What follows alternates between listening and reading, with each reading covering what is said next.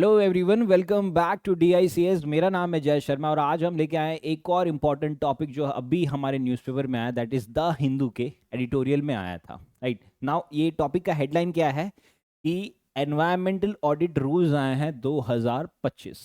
अब इसके अंदर कीवर्ड्स क्या है? The keyword is the audit, कि एनवायरनमेंट का एक ऑडिट हो रहा है। तो जब भी हम ऑडिट वर्ड समझते हैं, सुनते हैं, तो हमें कुछ चीज़ें समझ आती है कि this must be related to the finance, और this must be related to accounts और taxation.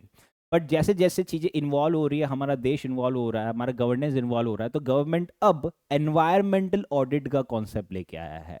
That means just like CA, एक चार्टर्ड अकाउंटेंट का क्या काम होता है कि एक फर्म की बुक्स को ऑडिट करना, उसके एक्सपेंसेस को ऑडिट करना, उसके इनकम को ऑडिट करना। तो वैसे ही अब सरकार कह रही है कि एट प्रेजेंट जैसे अगर हम देखते हैं तो जो भी पॉल्यूशन कंट्रोल बोर्ड्स है, like central pollution control board है, स्टेट पॉल्यूशन कंट्रोल बोर्ड है, वो ये सारे एनवायरमेंटल ऑडिट करते थे। बट अभी जो रूल्स है उसके अंदर एक चेंजेस आया है कि जस्ट लाइक CA एक थर्ड पार्टी है, that means that is not part of the government but एक थर्ड पार्टी है जो आपकी कंपनी के बुक्स को ऑडिट करती है। तो वैसे ही हम एक licence environmental auditor firm hire करेंगे। जैसे एक CA की फर्म हायर होती है टू ऑडिट द फाइनेंसेस, वैसे ही एक एनवायरमेंटल ऑडिटर की फर्म होगी जिसको लाइसेंस दिया जाएगा कि वो हर इंडस्ट्री के, हर कंपनी के एनवायरमेंट रेगुलेशन को ऑडिट करेगा। इसका मेजर ऑब्जेक्टिव सिर्फ पॉल्यूशन को चेक करना नहीं है, इसका ऑब्जेक्टिव है कि हमें गवर्नेंस इंप्रूव करना है, हमें हमारे क्लाइमेट कमिटमेंट्स को और अच्छे से फुलफिल करना है, और सबसे बड़ी बात कि हमें लोकल कम्युनिटीज को जोड़े रखना है। राइट तो आज के इस वीडियो में हम यही सारी चीज़ें समझेंगे, हम इसका एग्जाम रेलेवेंस भी समझेंगे, हम इसके बेसिस पे जो PYQ UPSC पूछ चुका है हम वो भी समझेंगे। राइट सो बिना देरी किए शुरू करते हैं, जहाँ पे हम सबसे पहले इसका कॉन्टेक्स्ट समझ लेते हैं। कॉन्टेक्स्ट में हम ये समझ लेते हैं कि जैसे हमें पता है कि एट प्रेजेंट क्या है कि इंडिया में कंप्लायंस नेटवर्क फ्रेमवर्क कैसे बनता है, with the central pollution control board है, स्टेट पॉल्यूशन कंट्रोल बोर्ड है, और कुछ मिनिस्ट्री ऑफ एनवायरनमेंट के रीजनल ऑफिस है। अब पॉइंट क्या हो रहा है कि यहाँ पे एट प्रेजेंट इंडिया में हजारों इंडस्ट्रीज है, पावर प्लांट्स है, कंपनीज है, बट जो ऑडिटेड ऑफिसर्स है वो बहुत ही कम है। तो इससे क्या होता है कि ये जो ऑडिट हो रहा है वो ओकेशनल ऑडिट होती है, वो सरप्राइज ऑडिट होती है, कोई भी रेगुलर ऑडिट नहीं होती है। राइट एंड इसके अलावा जब ये चीजें हुई, जब इंडिया का कंप्लायंस फ्रेमवर्क बना था, तो यहाँ पे पूरे जो एनवायरमेंट रेगुलेशन है उस पे CAG की एक ऑडिट हुई थी एनवायरमेंट रेगुलेशन पे। तो उसमें उसने दो चीजें फिगर आउट करी। सबसे पहली फिगर आउट क्या करी कि जो ऑडिट हमारा पॉल्यूशन कंट्रोल बोर्ड्स कर रहा है उसके अंदर सबसे बड़ा एक प्रॉब्लम क्या है, डेफिशिएंसी का प्रॉब्लम है। Deficiency in terms of man power shortage, कि वहां पे शॉर्टेज है मैन पावर का, यहाँ पे इंफ्रास्ट्रक्चर काफी ज्यादा वीक है, and they are already thousands of pending cases जिन पे अभी भी वर्क ही स्टार्ट नहीं हुआ है। So that was the first finding. दूसरी फाइंडिंग जो CAG ने करी थी वो ये है कि जब ये प्रॉब्लम्स इतनी हो रही है तो उसका रिजल्ट क्या हो रहा है? रिजल्ट क्या हो रहा है कि यहाँ पे एनफोर्समेंट ही नहीं हो रहा, लोग कंप्लायंस ही नहीं कर रहे हैं, और जो लोगों ने कंप्लायंस कर दिया है और उन्होंने कंप्लायंस करके जब वायलेशंस हो रहे हैं तो वो वायलेशंस में एस्केप कर रहे हैं। मतलब वो वायलेशंस करना ना करने से कुछ फर्क ही नहीं पड़ रहा है, the industries are doing the way they were already doing. Right तो यहाँ पे क्या हो रहा है कि सरकार ये एक नया रूल लेके आया, that is the environment audit rules, जिसके अंदर जस्ट लाइक CA जो होते हैं एक थर्ड पार्टी होते हैं, तो वैसे एक थर्ड पार्टी बनाई जाएगी, वो एनवायरमेंट रेगुलेशन से ऑडिट करेगी, हर इंडस्ट्रीज में जा जाके वो ऑडिट करेगा, एंड फिर हमारा एनवायरमेंटल रेगुलेशन इंप्रूव हो जाएगा। This is what government is trying to claim. Right so it is not just about pollution, जैसे हमने कहा, ये हमारे गवर्नेंस को इंप्रूव करना है, हमारी खुद की कैपेसिटी को भी इंक्रीज करना है। राइट सो आई होप आप लोगों को कॉन्टेक्स्ट समझ आ गया होगा कि एट प्रेजेंट क्या चल रहा है, कि जो पॉल्यूशन कंट्रोल बोर्ड है वो ऑडिट नहीं कर पा रहे, तो सरकार ने कहा हम एक ये ऑडिट का मैकेनिज्म एक थर्ड पार्टी को दे देते हैं। Okay just like CA। अब इससे चेंज क्या हो रहा है? चेंज सिंपल यही हो रहा है कि अब क्या हो रहा है कि प्राइवेट एनवायरमेंटल ऑडिटर्स आ रहे हैं जिनको लाइसेंस दिया जाएगा, जस्ट लाइक CA जो होते हैं फाइनेंसेस के लिए, वो तरीके से यहाँ पे प्राइवेट एंटिटीज आएगी जो एनवायरमेंटल ऑडिटर्स होंगे, जिनको ये लाइसेंस दिया जाएगा कि आपको ये काम करना है। ठीक है, फिर सेकंड चीज क्या होती है कि ये सर्टिफाई कर सकते हैं इंडस्ट्रीज को कंप्लायंस के पॉइंट ऑफ व्यू से कि पहला उन्होंने पॉल्यूशन कंट्रोल स्टैंडर्ड फॉलो किया है या नहीं किया है, right, so on that basis वो सर्टिफिकेशन दे सकते हैं। सेकेंड है कि कोई भी क्लाइमेट रिलेटेड ऑब्लिगेशंस है क्या उन्होंने फुलफिल किए या नहीं, जस्ट लाइक अगर हम एग्जांपल ले कॉर्पोरेट सोशल रिस्पॉन्सिबिलिटी, राइट, कि उसके अंदर एक क्लाइमेट कंप्लायंस भी होता है, तो क्या वो चीज़ ऑब्लिगेशन फुलफिल की है या नहीं करी है। Third and the most important thing क्या है कि यहाँ पे ग्रीन क्रेडिट रूल्स का भी कॉन्सेप्ट आया है। What is green credit rules, कि यहाँ पे क्या बताया गया था अंडर द कंपनीज एक्ट कि हर एक इंडस्ट्रीज अगर कोई भी स्टेप लेती है जिससे अफॉरेस्टेशन होता है, जिससे वेस्ट मैनेजमेंट होता है या वाटर कंजर्वेशन होता है, तो उसके बदले में उनको क्रेडिट्स दिया जाएगा। तो जितना ज़्यादा वो क्रेडिट अर्न करेंगे उतना ज़्यादा वो एमिशन कर सकते हैं, एंड ये क्रेडिट को वो ट्रेड भी कर सकते हैं विद अदर कंपनीज, यानी कि कोई और कंपनी इनसे वो क्रेडिट परचेज करके वो फिर फर्दर एमिट कर सकती है। तो इसका मेजर ऑब्जेक्टिव क्या है, net zero carbon emission, right, जो हमारा टारगेट है 2070 का वो हमें यहाँ पे अचीव करना है। ठीक है, सो दैट मीन्स कि ये क्या कर रहा है, ये हमारा कंप्लायंस को एक्सपांड कर रहा है बियॉन्ड जस्ट पॉल्यूशन, किसी पॉल्यूशन नहीं, हम उससे भी ऊपर जा रहे हैं, that is the sustainability matrix. तो हम यहां तक ये चीज को लेके जा रहे हैं। ओके, सो आई होप आप लोग को ये क्या चेंजेस हुआ है वो समझ आ गया होगा। नाउ इससे हमारी क्या अपॉर्चुनिटीज बिल्डअप हुई है, opportunities buildup in the sense कि हमने पहले क्या समझा कि जो सेंट्रल पॉल्यूशन कंट्रोल बोर्ड है, स्टेट पॉल्यूशन कंट्रोल बोर्ड है, उस पर सीएजी ने ऑडिट करी। उस सीएजी की ऑडिट में पता चला कि सबसे बड़ा प्रॉब्लम क्या है कि यहाँ पे मैन पावर गैप है, कि हमारे पास मैन पावर ही नहीं है। तो ये मैन पावर का गैप को फुलफिल करने के लिए सरकार ने प्राइवेट एंटिटीज को इंक्लूड किया कि भाई प्राइवेट पार्टी आएगी, वो ये गैप को फुलफिल करेगी, एंड देन हमारा एनवायरमेंट रेगुलेशन और बेटर तरीके से हो सकता है। ठीक है, तो इससे क्या हो रहा है, सेकंड चीज कि यहाँ से प्रोफेशनल्स आ रहे हैं, एनवायरमेंटल प्रोफेशनल्स आ रहे हैं, एंड टेक ड्रिवन ऑडिटिंग हो रही है। टेक ड्रिवन ऑडिटिंग यानी कि यहाँ पे मतलब आप ऐसा कंसिडर कीजिए कि एक सीए से पहले एक मैनुअल बुक कीपिंग होती है, फिर सीए एक प्रोफेशनल आता है, वो फिर अपने तरीके से वर्क करता है। तो वैसे ही यहाँ पे भी प्रोफेशनल आएगा और वो टेक्नोलॉजीज यूज करेगा, टेक्नोलॉजीज इन द सेंस कि वो एआई को यूज करेगा, वो सैटेलाइट इमेजिनरी को यूज करेगा, वो ब्लॉकचेन टेक्नोलॉजी को यूज करेगा। तो इससे वो हमारा जो एनवायरमेंट रेगुलेशन है वो टेक्नोलॉजी फ्रेंडली हो जाएगा या टेक्नोलॉजी ड्रिवन हम कह सकते हैं। द थर्ड थिंग जो हमारे लिए फायदेमंद रहेगा कि ये हमारा पेरिस क्लाइमेट गोल एंड जो नेट जीरो एमिशन है 2070 वो अचीव करने में काफ़ी ज़्यादा हेल्पफुल रहेगा। द फोर्थ थिंग इज कि इन जनरल कैसा होता है कि जब ग्लोबल इन्वेस्टमेंट आता है तो वो देखता है कि यहाँ पे कंप्लायंस हो रहे हैं या नहीं, compliance in the sense ESG compliance वो हो रहे हैं है या नहीं। अगर ईएसजी कंप्लायंस टाइमली होते हैं तो वहाँ पे ईज ऑफ डूइंग वर्क होता है। अगर कंप्लायंस अच्छे से नहीं हो रहे तो वो हर एक स्टेज पे कुछ ना कुछ तरीके का वर्क में प्रॉब्लम आता है, तो वो ईज ऑफ डूइंग वर्क नहीं है। तो ईज ऑफ डूइंग वर्क होने के लिए क्या इंपॉर्टेंट है कि एनवायरमेंटल कंप्लायंस होना बहुत जरूरी है। तो जब ये चीज कंप्लायंस होगी तो हमारी क्रेडिबिलिटी इंक्रीज हो जाएगी, राइट, कि हम ग्लोबल इन्वेस्टर्स और आएंगे कि भाई यहाँ पे कंप्लायंस इजीली हो जा रहा है, तो फिर हमें इन्वेस्टमेंट करने के बाद कोई इशू नहीं होना चाहिए। तो वही चीज यहाँ पे है। So that was the fourth opportunity.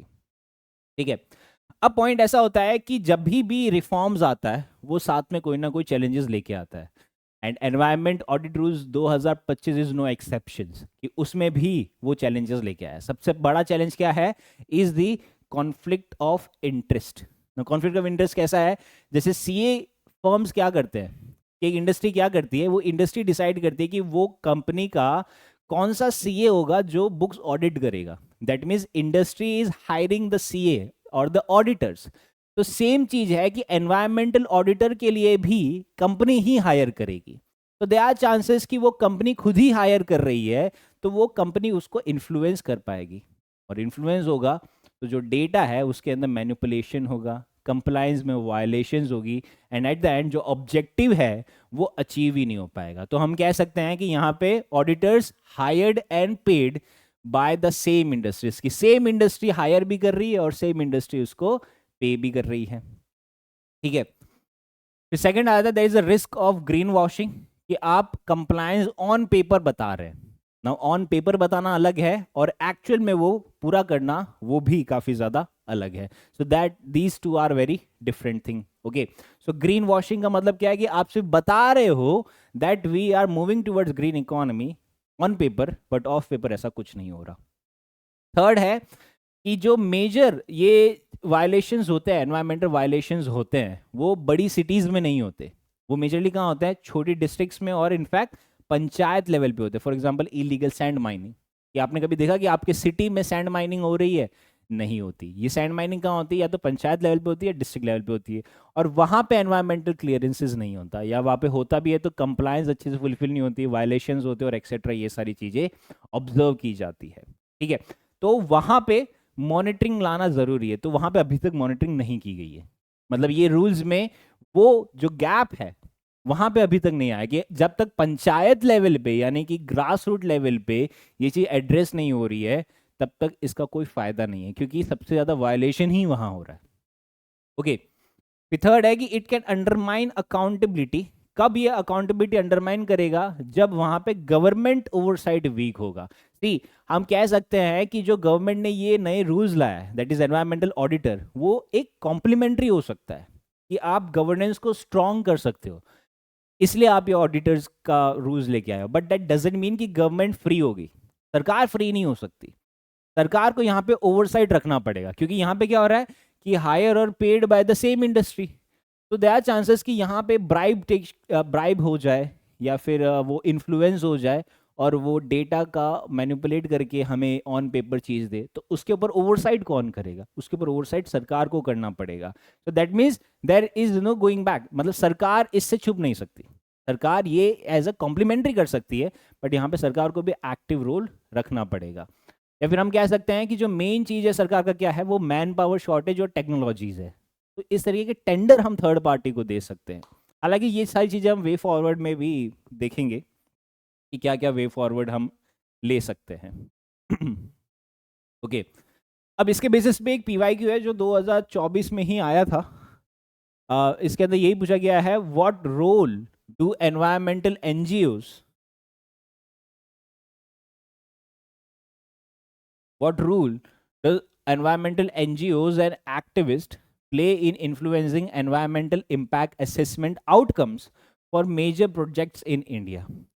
Cite 4 examples with all important details। यानी कि यहाँ पे सिंपल सा सवाल पूछा गया है कि एनजीओ और एक्टिविस्ट का क्या रोल है in influencing environmental impact assessment outcome. ना वाई आईईए का पार्ट है, इसके अंदर एक पार्ट है दैट इज एनवायरमेंटल ऑडिटिंग, यानी कि जो ऑडिटिंग है वो आईईए का पार्ट है। तो इसलिए ये हमारे टॉपिक में आईईए का पार्ट रहेगा। दैट मीन्स ये इस तरीके से हमारे सिलेबस से कनेक्ट किया जा रहा है from GS3 environment point of view. Okay, तो इसका आंसर प्लीज लिखने का आप ट्राई कीजिए, right, and do upload in the comment section, I will personally evaluate it. अब 2 केस स्टडी भी है हम जो एग्जाम में हमारे आंसर्स में लिख सकते हैं। 2 केस स्टडी, जैसे सबसे पहले केस स्टडी थी कि गुजरात हाई कोर्ट ने 1996 में ये चीज मैंडेट की थी कि जो भी इंडस्ट्रीज है अहमदाबाद में, राइट, अराउंड अहमदाबाद में, वहां पे जो एनवायरमेंटल ऑडिट है वो थर्ड पार्टी से होनी चाहिए, ताकि वो एक्यूरेट हो सके, ट्रांसपेरेंसी हो सके। बट इसका 2 पहलू थे, यानी कि हर कॉइन के 2 साइड है।